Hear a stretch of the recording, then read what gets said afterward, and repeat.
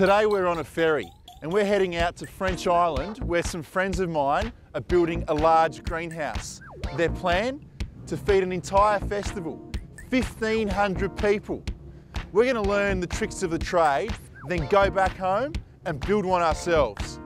You know, for tomatoes and stuff, and more specifically, cherry tomatoes.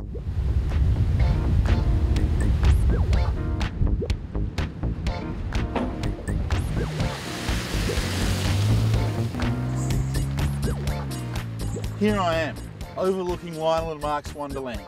For all you ecotopians out there, these guys are the real deal. Mark's Eco Farm has a golf course, footy ground, old prison, school, dams, sawmill, ducks, garden beds, amphitheatre. Is there anything this place doesn't have?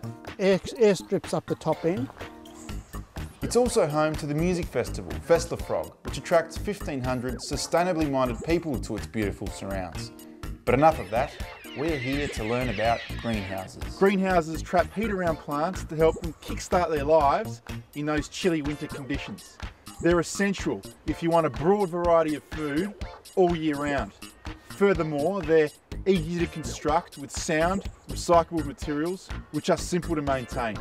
Lionel, I'm going to go home and build one of these babies. Where do I go? Where do I start?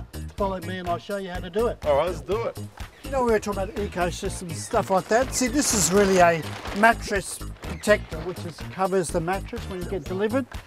And normally this is go for landfill. So we try to say, well, you know, why should it go to landfill?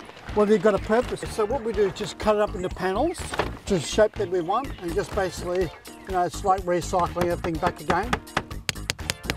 So there you go. This once used to be a mattress protector. Belongs to pallets, and normally people throw things out in pallets. So what we do is just build it back into a frame, a very simple frame, put it together. You can have the mesh, so in summertime we just let the air come in. See, this is a plastic tube that, you know, one time it got broken by the tractor. So what we do is pull it into a hoop and just make the structure of it, then put the Rio on top of it.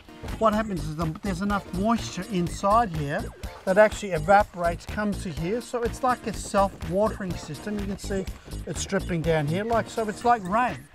Everything here is recycled. So these are all felt carpet underlays.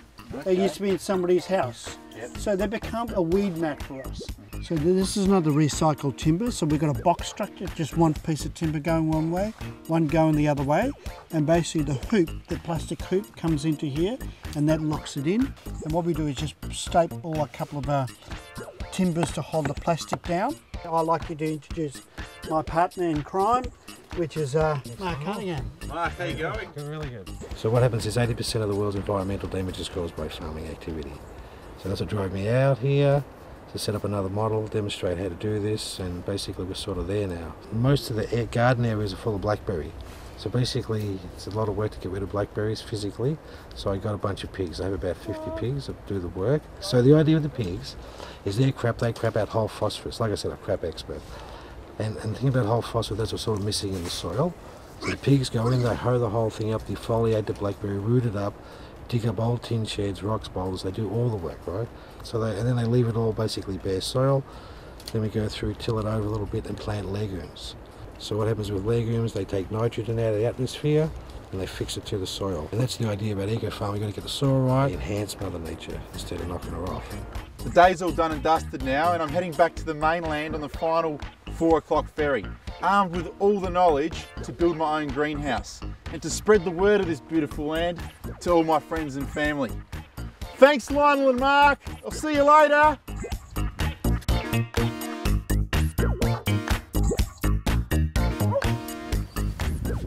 Ta-da! And this is the domestic version. The walls and roof are made of a material called corrugated plastic sheeting. It's got a retractable roof and a shelf to put the pot plants on. Voila! So if the space that you have to work with is big French Island size, small little backyard size, or somewhere in between, now it's time to head out and make your own little greenhouse.